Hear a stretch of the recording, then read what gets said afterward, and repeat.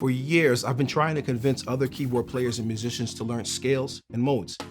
Once you learn the scales I'm about to show you, it's going to make playing gospel music way easier. I'm going to talk to you about 4 scales. So our first scale, and I'll play these all in the key of C for easiness, is of course C major. Or 1, 2, 3, 4, 5, 6, 7, 1. The second one is the harmonic major scale, or C harmonic major. 1, 2, 3, 4, 5, flat 6, 7, 1. Third scale is C harmonic minor. 1, 2, flat 3, 4, 5, flat 6, 7, 1. The last scale is the diminished scale. There are 2 modes, so I'll just play both of them. So the first mode is your 1, 2, flat 3, 4, flat 5, flat 6, 6, 7, and 1. The second mode is 1, flat 2, flat 3, 3, flat 5, 5, 6, flat 7, 1. You might ask, so what? Why the major scale? I already know the major scale very well, and I'm still stuck playing the same old chords. All right, so I'm going to show you a trick that ties these scales together in gospel music. Now, if we look at the chords again, or the scales again, chord scales to me is the same thing. I think scales or chords, it doesn't even matter. We'll look at the first chord, our C major, right? That's the very first chord or triad that we get when we play our C major, right? So C major, right? We all agree that it's all white keys. What about the C harmonic major? What do we have here? So we have our Hunger Games. So we have our C major scale that we can play. That tells me that these chords or scales overlap. So if I'm in C major, I can play all white keys, or I can throw in that A flat if I wanted to, because there is a C major in there, as well as an F minor, as well as a diminished. So let me not jump ahead of myself. So we notice a common theme between the notes of each scale.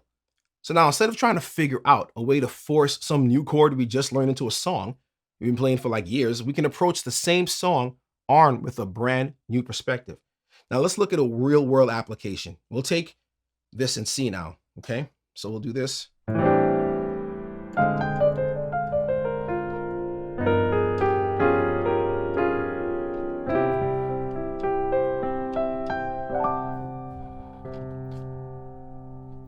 I can't tell you how much I hear keyboard players say, so when do I use this chord? My answer is always the same, whenever it's appropriate. You don't pontificate your meals. No one rectifies the loaf of bread in the pantry because it sounds weird and awkward and forced, and the words aren't even being used in the proper context. Now, let's look at another example here.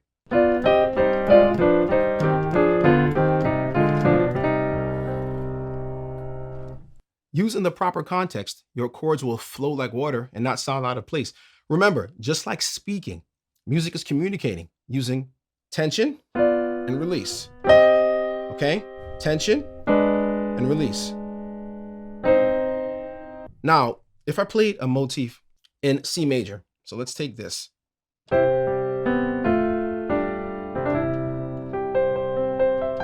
All right, we're in C major. It's mostly white keys.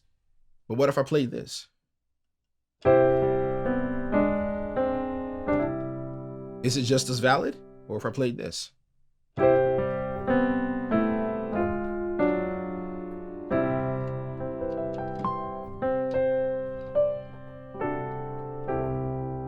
We have several things going on. Without even going over all the modes again, you can see how these things are connected. Of course, it's just like when you speak. You use different words to express the same idea. Depending on the setting, casual or business, you can choose the most appropriate word. Just like having a big vocabulary helps communication and gives you a larger palette of words to choose from to express language, musical scales give you a larger palette of chords in which to express the same idea in a given context. All right, so I hope this has helped you. You can visit gospelprogressionsuniversity.com to download this lesson along with the on-screen LMS to change keys. You can slow me down, speed me up, etc.